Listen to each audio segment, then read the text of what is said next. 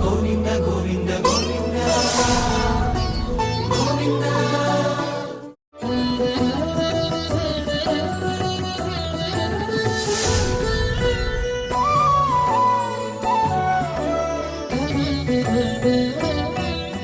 బాలుండీతడు కొండదొడ్డది మహాభారంబు సైరింపగా చాలండో ఎనిదీని కింద నిలువంచింతింపగా బోలదు ఈ శైలాంబోనిధి జంతు సంయుత ధరా చక్రంబు పైపడ్డ నాకేలల్లాడదు బంధులారనిరుడీ క్రిందన్ ప్రమోదంబునన్. ఈ బ్రహ్మాండములన్నీ కలిసి వచ్చి పడిపోయిన ఈ పర్వతం కదలదు. నన్ను నమ్మండి, నమ్మని వాళ్ళని బంధువులారా అని పిలిచాడు. పిలిచి మీరందరూ రండి, ఈ కొండ కింద చేరండి, మిమ్మల్ని కాపాడి తీరుతానని ప్రతిజ్ఞ చేస్తున్నాను. నన్ను నమ్మండి, నా దగ్గరికి రండి అని చెప్పి నమ్మని వాళ్ళని బతిమాలుకుని కొండ కిందకి తెచ్చాడు. తెచ్చి కొండ ఎత్తి పట్టి 7 రాత్రులు 7 పగళ్ళు పోషిస్తే అప్పుడు ఇంద్రుడికి బుద్ధొచ్చి వానాపాడు. అప్పుడు కొండ సురక్షితంగా దింపిన తరువాత చిన్ని కృష్ణుడు వెళ్ళి ఒక పర్వత శిఖరం మీద కూర్చుంటే సురభిక్షీరములన్ సురద్విపమహా శుండాల తానీత నిర్జర గంగాంబువులన్ నిలింప జననీ సన్మౌని సంఘంబుతో సురనాథుండభిషిక్తు చేసి పలికెన్ సొంపార గోవిందుండంచు రణాక్రాంత విపక్షతో జలాక్షున్ సాధు సంరక్షణున్ అంటారు. ఆ ఇంద్రుడు సురభి ఆవుల యొక్క తల్లితో కలిసి వచ్చాడు. ఆ సురభి వచ్చి నోరు ఉన్నవాళ్ళు ఆపద వస్తే భగవంతుణ్ణి పిలుస్తారు. కానీ నా సంతానం ఆవులు దూడలు ఎద్దులు అవి నోరు విప్పి పిలవలేవు. అటువంటి గోవులను కూడా అంత ప్రేమతో ఒక్క దూడ కూడా దెబ్బతినకుండా కొండ కింద పెట్టి కాపాడావు. గోవులను కాపాడిన వాడివి కాబట్టి గోవిందా అన్న నామంతో నీకు పట్టాభిషేకం చేస్తున్నానని ఆనాడు సురభి తన పాలతోటి ఆకాశగంగా జలాలతో ఆ దిగ్గజములు వచ్చి ఆ దేవతల తల్లి అదితి చూస్తుండగా ఇంద్రుడు అభిషేకం చేసి గోవిందా అని పిలిచాడు. గోవిందా అన్న నామం రావడం వెనక నిజానికి భగవంతుడు అంత తేలికగా దాన్ని పొందలేదు. 7 రోజులు కష్టపడ్డాడు. నమ్మని వాళ్ళని బతిమాలుకున్నాడు. బతిమాలుకుని వాళ్ళని తెచ్చుకున్నాడు. తెచ్చుకుని గోవిందా అన్న నామాన్ని పొందాడు. అందుకే గోవిందనామం ఎక్కడైనా ఎవరైనా పలికారనుకోండి ఉలిక్కి పడతాట. నేనిది ప్రమాణం చేసి తెచ్చుకున్న నామం, నన్ను నమ్మండి నమ్మండి అని నమ్మని వాళ్ళని కూడా తెచ్చి కొండ కింద పెట్టి కాపాడి సంపాదించుకున్న నామం. ఎవరో గోవిందా అంటున్నారు, నేను పలకాలంటాడు. అందుకే మీరు చూడండి, తెలుగునాట గోవిందనామం ఎంత ప్రఖ్యాతి అంటే, భోజనాలు పెట్టారనుకోండి, భోజన ప్రారంభకాలే గోవిందనామస్మరణ గోవిందా గోవిందా అంటారు. ఒక ఆయన ఏదో పద్యాలు శ్లోకాలు చదువుతూ వెనకబడిపోతున్నాడు. అందరూ పులుసులోకి వచ్చేసారు, ఇంకా ఆయన పప్పు అన్నం కూడా తినలా, ఏదో పద్యం శ్లోకం చదువుతూ సంతోషపడుతున్నాడు. భోజనం మధ్యలోకి వచ్చేసారు, మిగిలిన వాళ్ళు కూడా తినండి అని చెప్పడానికి భోజన మధ్యకాలే గోవిందనామస్మరణ గోవిందా గోవిందా. అయినా ఏది చేస్తున్నా ప్రారంభంలో మధ్యలో చివర ఉండాలి భగవన్నామం. అలాగే భోజనం అయిపోయిందని చెప్పడానికి భోజన పరిసమాప్తకాలే భగవన్నామస్మరణ గోవిందా గోవిందా అంటారు. భోజనాలు అవుతున్నా గోవింద. తిరుమల వైకుంఠం క్యూ కాంప్లెక్స్లో ఎంతకీ తలుపు తీయలేదనుకోండి, గోవిందా గోవిందా గోవిందా గోవిందా గోవిందా గోవిందా అని అరుస్తారు. ఆ తాళాలు పట్టుకుని వచ్చిన వ్యక్తి తాళం తీస్తున్నాడు అనుకోండి, గోవిందా గోవిందా గోవిందా గోవిందా ఆనందంతో మారిపోతుంది కంఠం.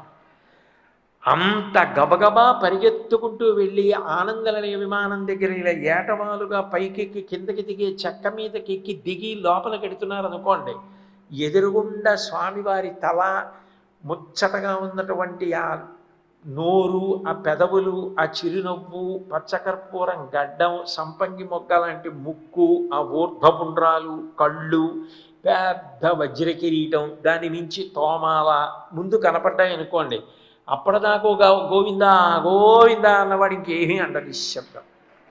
అంటే భగవంతుని యొక్క దర్శనం అవ్వడానికి గోవిందనామం. ఆఖరికి పరీక్ష తప్పాడు అనుకోండి, గోవింద కొట్టేశాడు అంటే పరీక్ష తప్పినా గోవిందనామం.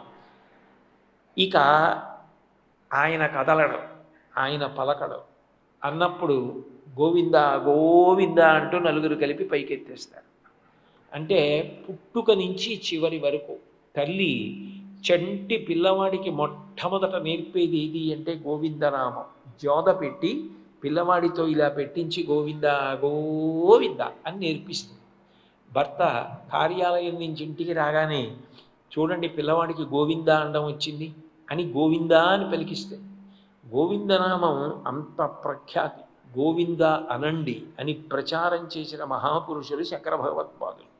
శివనామాన్ని హరహర మహాదేవ శంభో శంకర అది ప్రచారం చేసిన వారు జ్ఞాన సంబంధనాయనారు.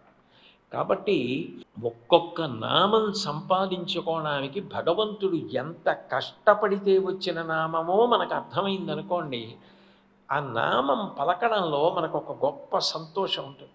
ఈ నామం నేను తరచుగా పలుకుతుంటే ఇది నా జీవుణ్ణి కాపాడుతుంది. వీడు ఇన్ని మాటలు గోవింద గోవింద గోవింద గోవింద అనడానికి అలవాటు పడిపోయినవాడు.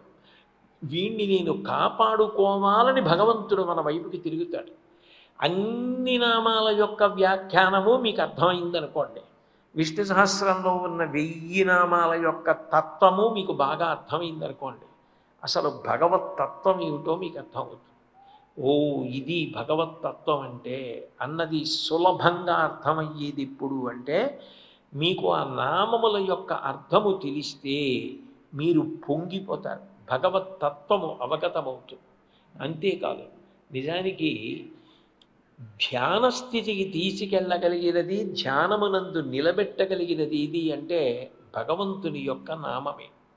భగవన్నామం ధ్యానంలోకి తీసుకెళ్ళినట్టుగా మీరు ప్రయత్నపూర్వకంగా చేసే ధ్యానంలో కూడా అంత తేలికగా వెళ్ళగలరా అని అనిపిస్తుంది.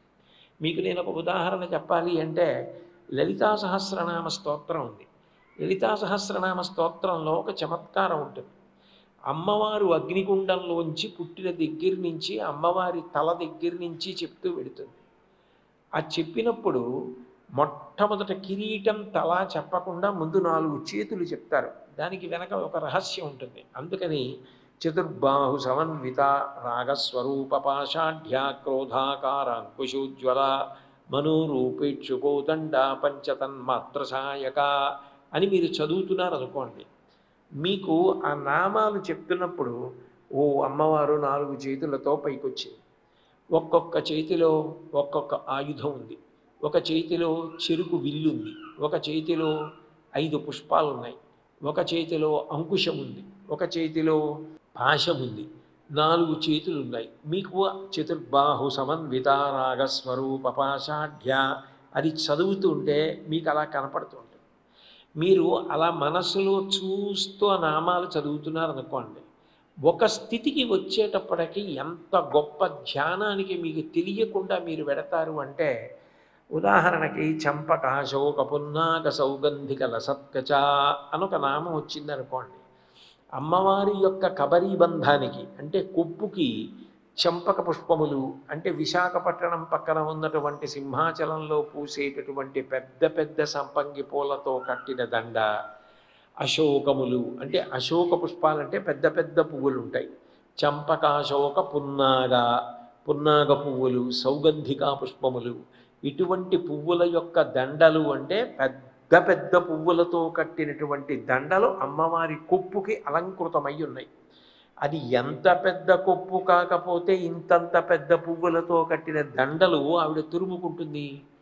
అంటే ఇప్పుడు మీరు ఆ నామం చెప్పారనుకోండి, ఒకవేళ మీరు ఆ నామం చెప్పినప్పుడు అమ్మవారి యొక్క నల్లటి కేశపాశం ఆ కొప్పు మీకు తెలియకుండా మనసులో ఒక్కసారి ధ్యాన స్థితిలో కనపడింది అనుకోండి, మీరు ఆ పూల దండలన్నీ మనసులో దర్శనం చేశారు. అమ్మవారి కేశపాశమునకు సహజ సుగంధం ఉంటుంది. అమ్మవారి యొక్క కేశపాశమునందు తురుముకున్న పూల దండలకు సువాసనలు ఉంటాయి. ఈ వాసనలన్నీ మీకు తెలియకుండానే అక్కడ లేకపోయినా మీరు ఆఘ్రాణించగలిగిన స్థితికి వెళ్ళారనుకోండి. శంకరాచార్యులు వారు సౌందర్య లహరిలో అంటారు, ధునూతుద్భంతం నస్తులిత దళితేందీవరవనం ఘనస్నిగ్ధ శ్రక్షణం చికుర నికురంబం తవ శివే యదీయం సౌరభ్యం సహజముపలబ్ధం సుమనసో వసంతస్మిన్ మన్యే వలబధన వాటీ విటపినాం అంటారు. అమ్మవారి కేశపాశానికి సంబంధించినటువంటి శ్లోకాన్ని ప్రారంభం చేసినప్పుడు శంకరాచార్యుల వారు ఫలశ్రుతితో మొదలుపెట్టారు. ధునూతుధ్వాంతం మా అజ్ఞానపు చీకట్లు విచ్చిపోవుగాక అని మొదలెట్టారు.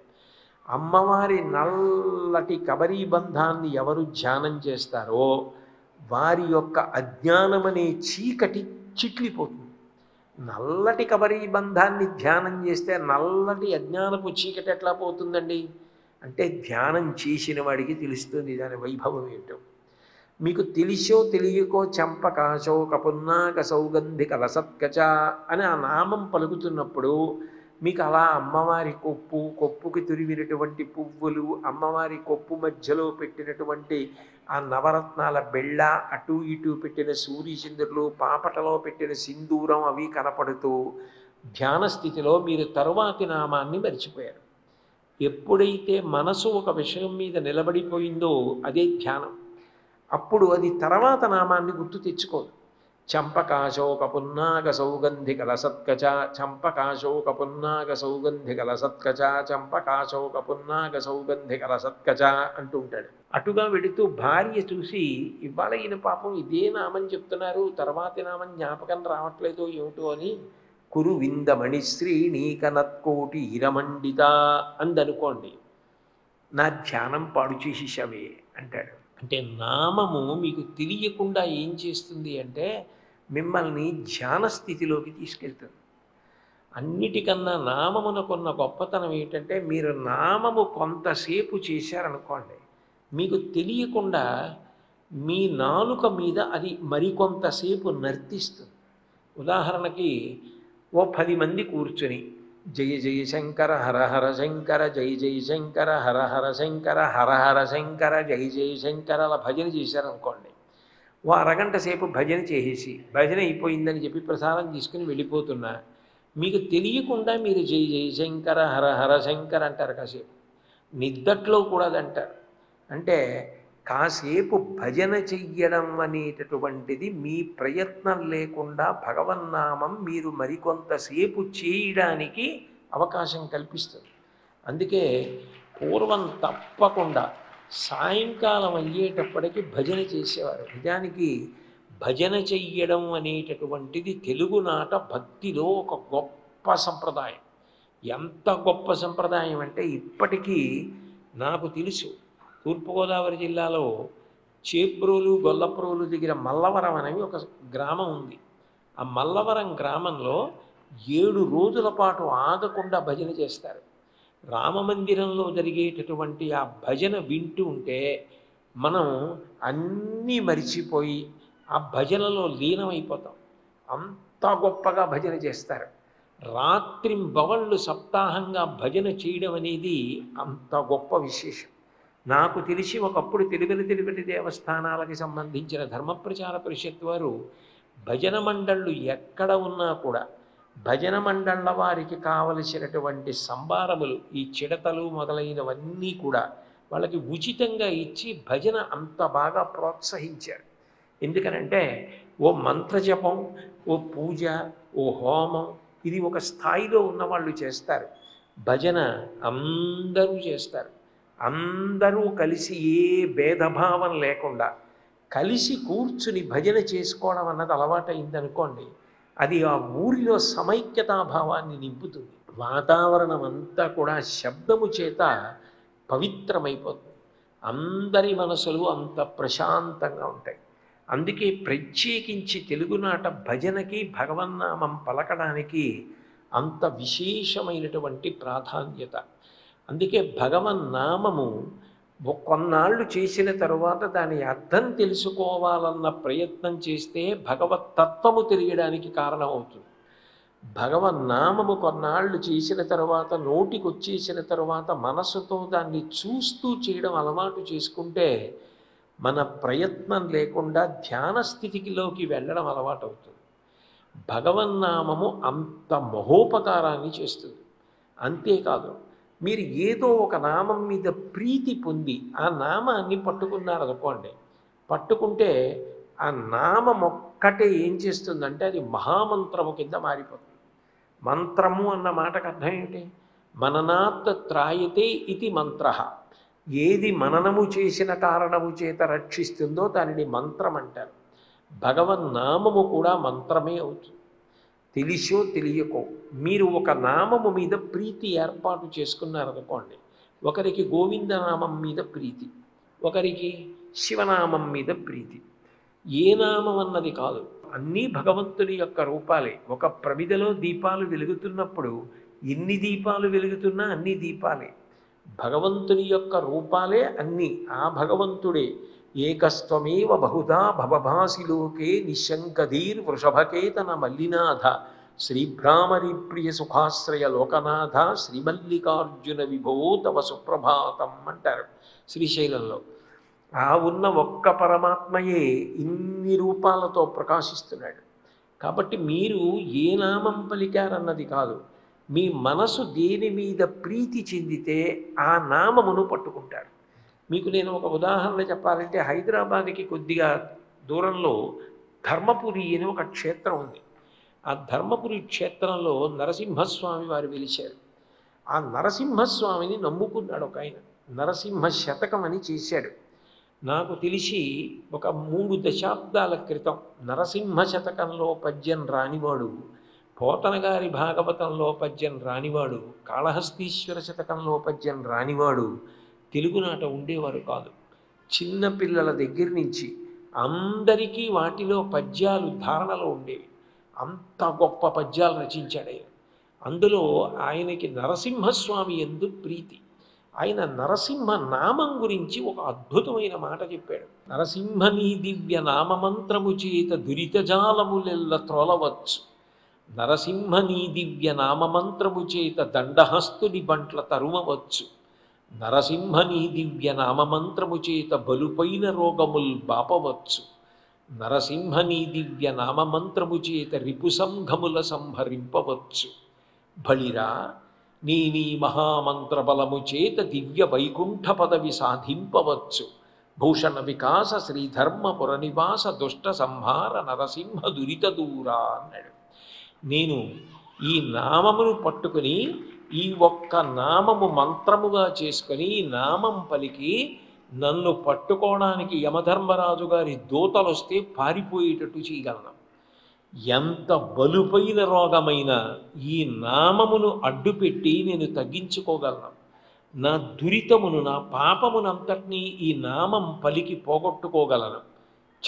చివరికి ఈ నామాన్ని ఆధారం చేసుకుని నేను దివ్యమైన వైకుంఠ పదవి సాధింపగలను అన్నాడు. ఆయన ఎప్పుడూ భగవన్నామాన్ని పలకడం అలవాటు పడినవాడు. నేను అంత్యకాలంలో భగవంతుడి నామం చెప్పగలనో చెప్పలేనో అని భయపడి, నేను ఇప్పుడు చెప్పుకుంటున్నాను భగవన్నామం విను, అప్పుడు నేను చెప్పలేకపోతే ఇప్పుడు చెప్పానన్నది గుర్తుపెట్టుకోని రాసుకున్నాడు భగవంతుడి నామం మీద. అంత్యకాలమునందు ఆయాసమున నిన్ను పిలుతునో శ్రమచేత పిలువలేనో, నాటికిపుడి నీనామస్మరణ చేతు చెవినిడవయ్య భూషణ వికాస శ్రీధర్మపుర నివాస దుష్ట సంహార నరసింహ దురిత దూరా అన్నాడు. ఆయన బ్రతికియున్నన్నాళ్ళు నీ భజన తప్పను కాని మరణకాలమునందు మరతునేమో, ఆ వేళ యమదూతలాగ్రహంబున వచ్చి ప్రాణముల్ పెకలించి పట్టునప్పుడు, కప వాత పైత్యముల్ కప్పగా శ్రమచేత కంపముద్భవమంది కష్టపడుచు, నా జిహ్వతో నిన్ను నారాయణాయంచు పిలుతునో శ్రమచేత పిలువలేను, నాటికిప్పుడే నీ నామ భజన చింతన చేయుదు చెవిగిడవయ్య ధైర్యముగను భూషణ వికాస శ్రీధర్మపుర నివాస దుష్ట సంహార నరసింహ దురిత దూరా అని రాసుకున్నాడు. బతికున్న నాళ్ళు నరసింహ నీ నామం చెప్తాను, కానీ అంత్యకాలం ఒకటి వస్తుంది, అప్పుడు ఊపిరి అందదు, శరీరంలో కపవాత పైత్యములు పెరిగిపోతాయి, భయంకరాకారాలతో యమభటులు కనపడుతూ ఉంటారు. అప్పుడు నీ పేరు జ్ఞాపకానికి వస్తుందా? పలకగలనా? నేనప్పుడు పలకలేదని అనకు. నేనిప్పుడు పలుకుతున్నానే నామం, ఇప్పుడు పలుకుతున్న నామాన్ని అప్పుడు పలికిన నామంగా భావించి నన్ను ఉద్ధరించు సుమా అని భగవన్నామం చెప్పుకున్నాడు. అంత్యకాలమునందు ఆయాసమున నిన్ను తలతునో తలపునో తలతునిపుడే నరసింహ నరసింహ నరసింహ లక్ష్మీశ ధనవంతక కోటి భానుతేజ గోవింద గోవింద గోవింద సర్వేశ పన్నగాధిపశాయి పద్మనాభ మధువైరి మధువైరి మధువైరి లోకేశ నీలమేఘ శరీర నిగమ వినుత ఈ విధంబుగ నీనామమిష్టముగను భజన చేయుచునుందున భావమందు భూషణ వికాస శ్రీ ధర్మపుర నివాస దుష్ట సంహార నరసింహ దురిత దూరా అన్నాడు. నిజంగా నరసింహ శతకంలో ఒక్కొక్క పద్యం వింటున్నాం అనుకోండి, ఒక్కొక్క పద్యం చదువుతుంటే భగవంతుడికి మనం ఎంత రుణపడిపోయామో, ఆయన చేసే ఉపకారం ఎంత గొప్ప ఉపకారమో ఎంత బాగా చెప్పాడు. ఆ పద్యం చదువుతుంటే మీరు భగవంతుని నామం మీద అనురక్తి పెరిగిపోతుంది. అంత గొప్ప పద్య రచన చేశాడు. అందులో ఆయన ఒక చోట అంటాడు, ఎవరైనా ఎవరికైనా అన్నం పెడితే ఇవాళ నేను ఆయనకి అన్నం పెట్టానంటారు. 10 మందికి అన్నం పెడితే నేను 10 మందికి అన్నం పెట్టానంటారు. ఓ 1000 మందికి అన్నం పెడితే నేను 1000 మందికి అన్నం పెట్టానంటారు. నువ్వు పెట్టడం ఏమిటి? అసలు నిజానికి అన్నం పెట్టడం అన్న మాట చెప్పవలసి వస్తే అది పెట్టేటటువంటి వాడు భగవంతుడు ఒక్కడే. ఆయన కన్నా అన్నదాత లోకంలో లేడు. ఆయన ఒక్కడే అన్నదాత అన్నాడు ఆయన. ఎంత బాగా చెప్పాడంటే, అడవి పక్షులకెవ్వడు ఆహారం ఇచ్చను, మృగసంఘములకెవడు మేత పెట్టి, జలచరాతులకు భోజనం బెవ్వడిప్పించే, చెట్లకెవ్వడు నీరు చిదిపోసే, స్త్రీల గర్భంబులో శిశులనెవ్వడు పెంచే, పణులకెవ్వడు పోసే వరగ విషము, మధుపాళికెవ్వడు మకరందమనరించే, పశులకెవ్వడు పెట్టే పచ్చిపూరి, జీవకోట్లను పోషింప నీవే కాని వేరొక దాత లేడయ్య వెదకి చూడ, భూషణ వికాస శ్రీ ధర్మపుర నివాస దుష్ట సంహార నరసింహ దురిత దూర. అన్నదాత అన్నదాత అన్న పేరు అన్వయం అయితే ఈశ్వర నీకు తప్ప ఎవరికి అన్వయం? అడవులలో కోట్ల పక్షులు ఉన్నాయి, వాటికి అన్నం పెడుతున్నవాడెవరు? ఎన్ని కోట్ల మృగాలు ఉన్నాయో వాటికి అన్నం పెడుతున్నవాడెవడు? నీళ్లలో ఎన్ని పురుగులున్నాయో వాటికి అన్నం పెట్టినవాడెవరు? ఎన్ని కోటాను కోట్ల చెట్లు వాటికి నీళ్లు పోసినవాడెవరు? వర్షం రూపంలో. తల్లి గర్భంలో పిండానికి ఆహారం ఇచ్చి పెంచి పోషించిన వాడెవడు? పాము తిత్తిలోకి విషాన్ని నింపినవాడెవరు? తేనెటీగ కోసమని పువ్వు పువ్వులో తేనె చుక్క పోస్తున్నవాడెవరు? చిట్ట చివరికి పశువుల కోసమని భూమి మీద గడ్డి అలా పెరిగేటట్టుగా చేస్తున్నవాడెవరు? ఒకరిక అన్నం పెట్టింది భగవంతుడు. జీవకోట్లను పోషింప నీవే కాని, అన్ని ప్రాణులను పోషించాలంటే అన్నదాత ఆయన ఒక్కడే. నీవు తప్ప అన్నదాత ఎవరున్నాడయా? అన్నదాత అన్న మాట నేను అనవలసి వస్తే ఈశ్వర మిమ్మల్ని అంటానన్నాడు. ఆ పద్యాలు గుర్తుపెట్టుకుంటే అన్నం తింటున్నా, పలహారం చేస్తున్నా, మంచినీళ్ళు తాగుతున్నా భగవంతుడి జ్ఞాపకానికి రాకుండా ఉండడు. భగవంతుని నామం పలకకుండా ఉండలేరు. అంత గొప్ప పద్యరచన చేశాడు మహానుభావుడు. నేను చెప్పవలసిన విషయం ఏది అంటే, ఆ నామము పలికేటప్పుడు భేదమునకు సంబంధం లేదు. మీరు ఏ పేరుతోనైనా భగవంతుణ్ణి పిలవండి. కాళహస్తీశ్వర శతకంలో పక్కన శ్రీకాళహస్తి క్షేత్రంలో దూర్జటి పవి పుష్పంబకు, అగ్ని మంచకు, ఆకూపారం భూమిస్థలంబకు, శత్రుండతిమిత్రుడవు, విషము దివ్యాహారమవు నెన్నగా, అవనీమండలి లోపలన్ శివ శివేచ్ఛాభాషణోల్లాసికిన్, శివా నీ నామము సర్వవశ్యకరమౌ శ్రీకాళహస్తీశ్వర అన్నాడు. శివ మీ నామం నమ్ముకున్నవాడు ఉన్నాడే, ఎప్పుడు శివశివ శివశివ అంటూ ఉంటాడే, అట్లాంటి వాడికి పవి పుష్పంబగు, వజ్రాయుధం పువ్వు అవుతుంది, అగ్ని మంచగు, అగ్నిహోత్రం మంచైపోతుంది, ఆకూపారం భూమిస్థలంబగు, సముద్రం భూమి అవుతుంది. ఆ శివనామం పట్టుకుని సంతోషంతో పలకగలిగిన వాడు ఉంటాడే, వాడికి ఆపద అన్న మాట లేదు. శివుడు వాడిని నిరంతరం కాపాడుతుంటాడు. మీరు ఏ పేరుతో అనుబంధం పెంచుకునేది భగవంతుడితోటి. తేలిక మార్గం, ఎప్పటికప్పుడు మనని మనం పవిత్రం చేసుకోవడానికి మార్గం భగవంతుడి నామమే. అందుకే మీరు చూడండి, భాగవతంలో ఒక చోట ఒక మాట చెప్తారు, వ్రతముల్ చేయుచునొక్కమారైన యవ్వానిన్ తలంచినంతటం. సాధారణంగా వ్రతం చేస్తామంటాం, కానీ ఎక్కువ వ్రత భంగం జరుగుతుంటుంది. ఏదో సత్యనారాయణ వ్రతం చేస్తానంటాడు, మధ్యలో మాట్లాడతాడు, మాట్లాడితే అక్కడికి ఆ వ్రతం భంగం అయింది. ఎప్పుడైనా ఏదైనా వ్రతం చేస్తున్నప్పుడు మధ్యలో వ్రతభంగం చేశామేమోనని అనుమానం వస్తే యవ్వానిన్ పేర్కొనినంత భగవంతుని యొక్క నామం మధ్య మధ్యలో అనుకుంటున్నాం అనుకోండి, అట్లా మనం వ్రతభంగ సంబంధమైన దోషం ఏది చేశామో ఆ దోషము తొలగిపోతుంది. అంటే భగవన్నామము అంత శక్తివంతం. కలియుగంలో భగవంతుని యొక్క నామం పట్టుకోవడం కన్నా గొప్పది ఇంకొకటి లేదు. కానీ ఇంత గొప్పదని తెలిసి ఉన్నప్పటికీ 24 గంటల సమయంలో ఎంతసేపు భగవంతుడి నామం పలికాం అని పరిశీలనం చేశామనుకోండి, పెట్టుబడి లేని గొప్ప ఐశ్వర్యం ఏది అంటే నోరు. ఈశ్వరుడు మాట్లాడడానికి ఇంతే మాట్లాడాలని పరిమితి విధించలేదు. కాబట్టి అక్కరలేనివి తనని తాను పొగుడుకోవడం, ఇతరులని నింద చేయడం ఎన్ని గంటలో చేస్తాడు. భగవంతుని నామం పలకడం బహు తక్కువ చేస్తాడు. 84 లక్షల జీవరాశులలో భగవంతుడి నామం పలకగలిగిన అదృష్టం ఉన్న ఏకైక ప్రాణి మనుష్యుడొక్కడే, తప్ప ఏ ఇతర ప్రాణి పలకలేదు.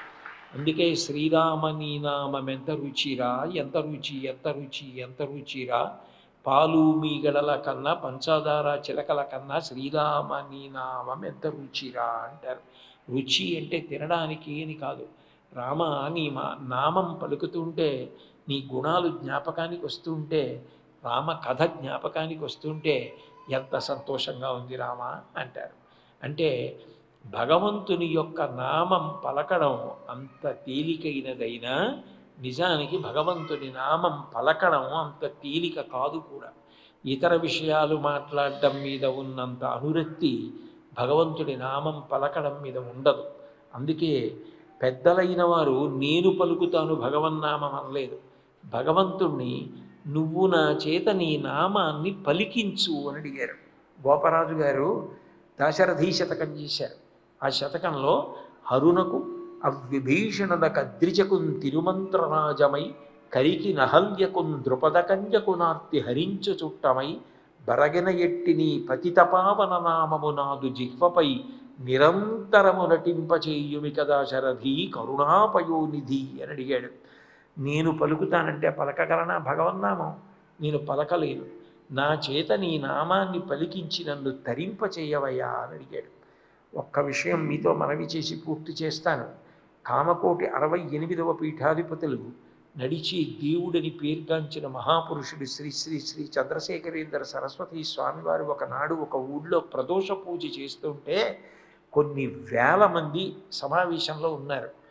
కొందరు పళ్ళు తెచ్చారు, బట్టలు తెచ్చారు, డబ్బులు తెచ్చారు. ఇవన్నీ ఇవ్వడానికి ఆయన దగ్గరికి వెళ్ళారు. ఆయన అన్నారు, మీరు ఎన్నో తెచ్చారు, కానీ ఇవన్నీ నాకు అక్కర్లేదు. నేను ఒక పేద సన్యాసిని, మీరు ఇవ్వగలిగినది నేను అడుగుతాను, మీరు నాకు అది ఇవ్వండి అన్నారు. ఏమిటి అని అడిగారు. ఒక రోజు మొత్తం మీద మీకున్న 24 గంటల్లో 2 నిమిషాల కాలాన్ని నాకు ఇచ్చేయండి. ఆ కాలం మీది కాదు. ఆ 2 నిమిషాలు భగవంతుడి నామం పలకండి, నాకు అది చాలన్నారు. ఎందుకని 24 గంటల్లో 2 నిమిషాలు భగవంతుడి నామం పలికినా ఎంత పెద్ద దూది పర్వతమైనా ఒక్క నిప్పు నిరుసు పడిందనుకోండి కాలిపోతుంది. ఒక రోజు మొత్తం మీద ఒక్క 2 నిమిషాలు 5 నిమిషాలైనా భగవంతుని నామము పలకగలిగితే ఆ నామమే మనసుని ఆర్ద్రం చేసి భక్తినిచ్చి సమాజం అంతటి పట్ల కర్తవ్యతానిష్టనిచ్చి ఎవ్వరి పట్ల క్రౌర్యముతో ప్రవర్తించకుండా అందరూ ప్రశాంతంగా జీవించేటట్టుగా అందరినూ బ్రతకగలిగిన స్థితిని కల్పిస్తుంది. భక్తి అంత గొప్పది. అటువంటి భక్తికి ఇరుసు భగవంతుడి నామం. అటువంటి నామం మనకి అదృష్టం, మనకి కంఠం ఉంది కాబట్టి అటువంటి భగవంతుని యొక్క నామం ప్రతిరోజు మన నోటి వెంట పలికేటటువంటి అదృష్టాన్ని మనకి కల్పించమని కరుణారస హృదయుడు అఖిలాండకోటి బ్రహ్మాండ నాయకుడైన శ్రీవేంకటేశ్వరుడి పాదపద్మములు పట్టి ప్రార్థన చేస్తూ ఆయనకి నమస్కరిస్తూ మంగళాశాసనపరై మదాచార్య పురోగమై సర్వైశ్చ పూర్వైరాచార్యై సత్కృతాయాస్తు మంగళం. మంగళం కోసలేంద్రాయ మహనీయ గుణాత్మనే చక్రవర్తి తనూజాయ సర్వభౌమాయ మంగళం ఉమాకాంతాయ కాంతాయ కామితార్థప్రదాయినే శ్రీగిరీశాయ దేవాయ మలినాథాయ మంగళం సర్వం శ్రీ ఉమామహేశ్వర పరబ్రహ్మార్పణమస్తు. స్వస్తి.